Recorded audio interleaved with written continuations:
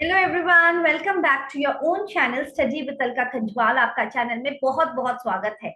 जो चैनल में पहली बार आ रहे हैं उनके लिए एक brief introduction. I am Alka Khanjwal. The channel is an educational channel जहां पे आपका कॉम्पिटिटिव एग्जाम्स की अगर तैयारी चल रही है तो डेफिनेटली आपको चैनल से जरूर जुड़ जाना चाहिए।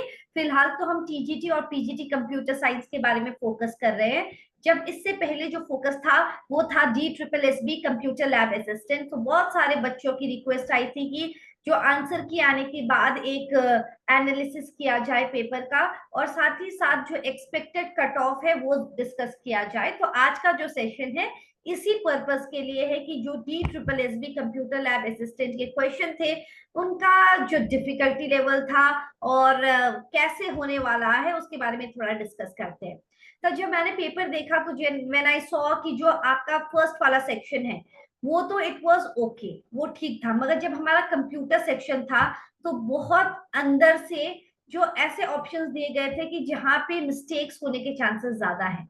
तो तैयारी बहुत हाई लेवल की जिसने की होगी, या बहुत अंदर से उसने जो वर्ड एक्सेल पावर पॉइंट के भी ऐसे क्वेश्चंस दिए गए थे कि जो बच्चा उसको यूज कर रहा है, जो अप्लाई कर रहा है डेली लाइफ में, उनके लिए इजी रहा होगा। मगर जो बच्चे पढ़ के जा रहे हैं उनके लिए बहुत डिफिकल्ट था। जो डेटाबेस से भी क्वेश्चन पूछा गया था रिगार्डिंग ER डायग्राम, और उसके बाद उसमें ग्रांट रिवोक वाला ऑप्शन था। तो इट बिकम्स वेरी डिफिकल्ट। जो उन्होंने जिस हिसाब से आपकी क्वालिफिकेशन मांगी थी और जिस हिसाब से क्वेश्चन पूछा गया था तो उसमें बहुत ज्यादा डिफरेंस था, मतलब कि बहुत ज्यादा डिटेल में क्वेश्चंस पूछा गया था। तो ये सब को हम लोग एनालाइज करते हुए और कि क्या हो सकता है एक्सपेक्टेड कट ऑफ, इसके हिसाब से DSSS 9623 पोस्ट था कंप्यूटर लैब असिस्टेंट। अब ये बात का भी हमको ध्यान रखना पड़ेगा कि जो नंबर ऑफ पोस्ट है, टोटल पोस्ट बस 22 है, टोटल 22 है। और उसमें भी हम लोग अगर कैटेगरी वाइज हम बात करें तो कैटेगरी वाइज में अनरिजर्व्ड की 11 सीट है, ओबीसी की 5 है, ओबीसी 5, एससी की है हमारी 3, एसटी की केवल 1 और ईडब्ल्यूएस की 2। तो ये थी हमारी डिस्ट्रीब्यूशन ऑफ द सीट्स। ठीक है, अब देखते हैं जनरल। तो फिर 200 मार्क्स का पेपर है, तो उसमें depending upon the subject analysis also, अगर आपके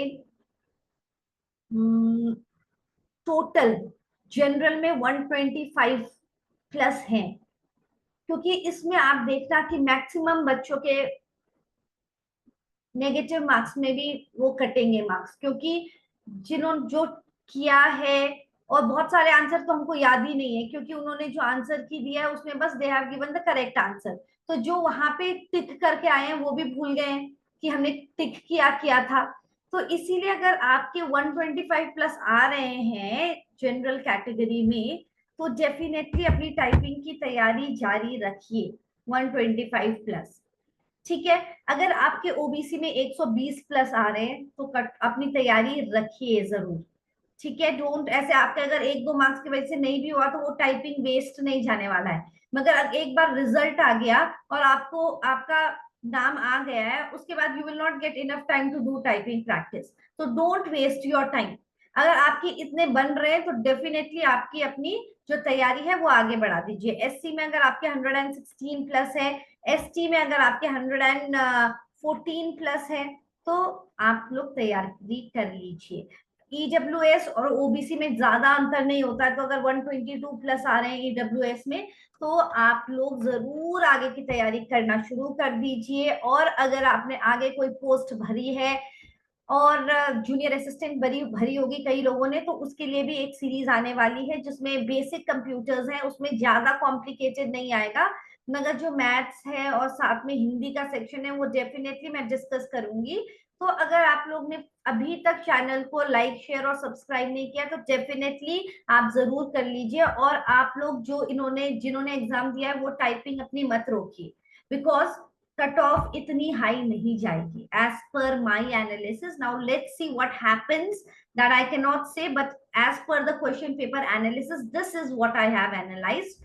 तो बने रहिए चैनल से और लाइक शेयर और सब्सक्राइब करना ना भूलिए and all the very best for your results and the upcoming exams. So thank you. God bless. Bye bye.